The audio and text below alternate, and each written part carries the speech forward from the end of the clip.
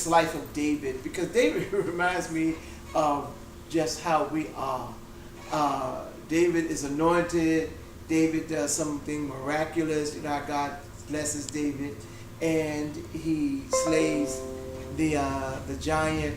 But I want to look at the 16th chapter of 1 Samuel, because we talked about David's upbringing. The fact that he was a sheep herder, and Jesse didn't even name him as one of the ones that could be called to be anointed. The man Samuel had to remind him, "Hey, you got somebody else, don't you?" And, "Oh yeah, my pretty boy out in the fields." They bring him in, and that's the one. And God says to Samuel, as well as to Jesse and the others, God looks at the heart, while men looks at the outer shell. I look at the heart, and we challenged ourselves about how do we take a closer look at our friends and family members, the ones we love. Can we go pierce through what the outer shell presents and look at the heart? We live in a capitalistic society. We live in a society which requires us to look a certain way. I just hired a new guy, right? And he's to take my position. Judging us initially, not for everybody, but judging us. First of all, how many of you would admit that you judge before knowing? Okay. Yeah. All hands raised. Huh? All hands raised. Not all hands. Centurion didn't raise your hand. But let me ask you this: how many of you have a desire not to do that?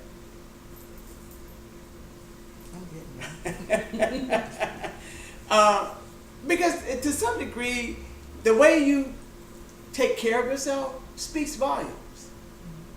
It does. But what do you say to the one who is, and that's fine, but there are those who do the best they can with what they have, and they will never measure up to a standard that we think they ought to measure up to. Well, here's this is Corey, and I want to be the pastor of New Hope. And my introduction to the congregation is a V-neck T-shirt, jeans, and tennis shoes. To be the pastor of New Hope? Yeah. Oh yeah, that's gonna work. I'm gonna listen to what you have to say. Okay. Here, New Hope. The guy who comes back that also has come is in a suit, tie. Kenneth Cole, I give him mid-grade. Kenneth Cole with just decked out. So who gets the attention? Usually the man in the suit. Because that's what the church is used to. That's their tradition. But there are a lot of times where that person that came in that t-shirt is actually the person that can actually do the job better. But we're so quick to judge and form that says, oh, because he's dressed that way, he's not going to live up to our expectation. But God has asked me. Samuel is holding on to something to Saul, because while Samuel has gone through and he understands what God wants, and that's in our individual lives. You know what God wants, you know what God called you, you know what God wants you to do, but you still want to, hold on to something. And so God asked Samuel this question. The Lord said to Samuel, "How long will you grieve over Saul?" All right? I'm sorry, where are you? I'm sorry, the 16th chapter of 1 Samuel, the first verse.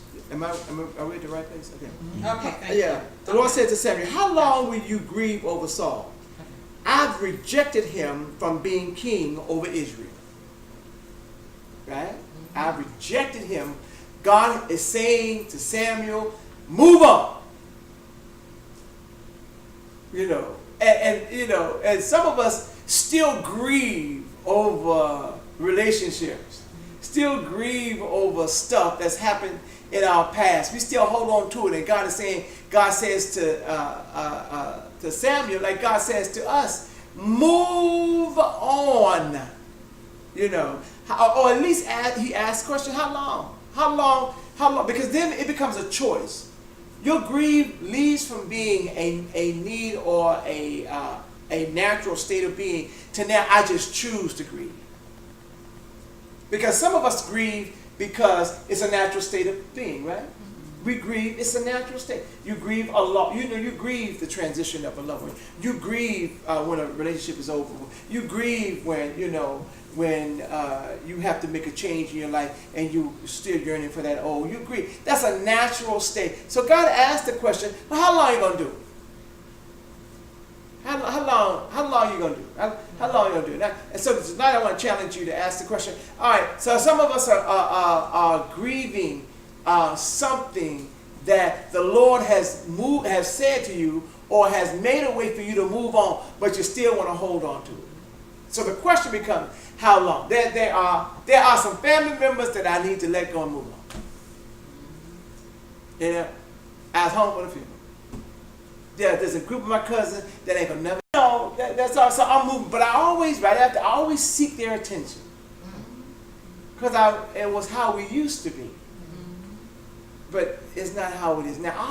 After the funeral, I want to go sit at the table where they having the repast, Then my other cousins be like, we are them fools, But there's some we grieve the loss of our anger. We became so accustomed to being angry with sister so and so and brother so and so that when it's time to move on, we grieve. We like being angry. I can't stand that mother, It became so much a part of us that we grieve the anger. Y'all know what I mean? Have y'all ever grieved the loss of anger? Yeah. Yeah. Yeah. No, I think more so not let go, just not let go. Get yourself on too. Hold on to it. Hold on, the resentment. Hold on. Let me see. Just check this out. Because I put everybody else into it. Everybody was on my side. They could see and understand why I was angry. Yeah, damn right. I would have done the same thing. And it felt good. I got the validation. I got the acknowledgement. That's right. Your cousin should have called you a punk fast. I got everybody on my side. But then the moment comes when something strikes the family, I need to move on and be in a relationship with with my cousin. But I grieve the anger because because I had to move on. I had to forgive. I had some work to do. I had to forgive. But when I was in my anger, I ain't had to do all that. I ain't had to do all that work. It was just easy to stay here. Yeah. And people understood me. People understood why I was angry. But God said, time for you to move on. Time for you to get over yourself. Time for you to stop thinking that it's all about you. It's about the greater picture. And so you grieve that anger. You grieve, I had to let go. See, when I was angry, I ain't had to speak to you. Exactly. When I was angry, I could act a pure D fool. About a year ago. We need to stop. We need to get over ourselves. Stop grieving the anger that we wanted to hold on to. Know it's time to move on. Do the work to move on, and then move to further in your destiny. What keeps us from our purpose is the negative stuff that we keep in our head and in our lives. Yes. Separated, be jacked up, because he wants to hold on to Saul after God has already said he can no longer be king over Israel. You can no longer hold on to that anger. But Saul wants to hold on to Saul. It doesn't do anything but hold you back. But I think But it's not to last a lifetime. You move through it. You understand? Right? There's a beginning date and an end date to it. But not us. Not us, baby. We're gonna hold on to that anger. We're gonna grind glass in your food until you die. It's always good. You know what I'm saying? You understand? And then we like to hold on to the anger because then it pops up every now and then and it justifies me doing my dirt. yeah. If I hit you, just say man. Or it justifies, or it justifies throwing it in your face. We got folk in relationship who still bring up their anger over something that happened years ago. That means they have not, or I think that they have not gotten really. Let's see. Says fill your horn with oil and set out, I will send you to Jesse, to Bethlehem, for I have provided for myself a king. All right. So we back. So Samuel now, and so goes and we already talked about the story. He goes to Jesse's house. He chooses this one. The one he does not appear, that does not seem to be worthy of being called king, but he does. And then we talked about the fact that Saul then goes on. We talked about the fact that Jesse's son David, or David, now is anointed to be king over Israel. Now, this is the piece that we need to be careful about, because whenever you are called, I need y'all to, because I'm learning this in my own personal life, it's becoming real. Whenever you are called to something greater and higher than what you could ever imagine, that's when all hell breaks loose. Yeah. Okay? Yes. But get this, the one who is in your corner and is encouraging you, hell breaks loose in their life too. Oh yeah. Oh yeah. Jesus. You know what I'm saying? Yes. Yeah. The one who is pushing you, because Samuel knows what he has to do. He has to forget his past.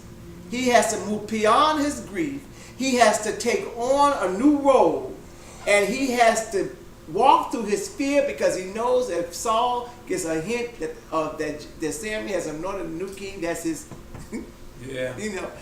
And so not only is the one who is moved to a new height, the one who is providing the way. For an example, and I look at New Hope. We whatever hell we catch is because we're providing a way for the next generation.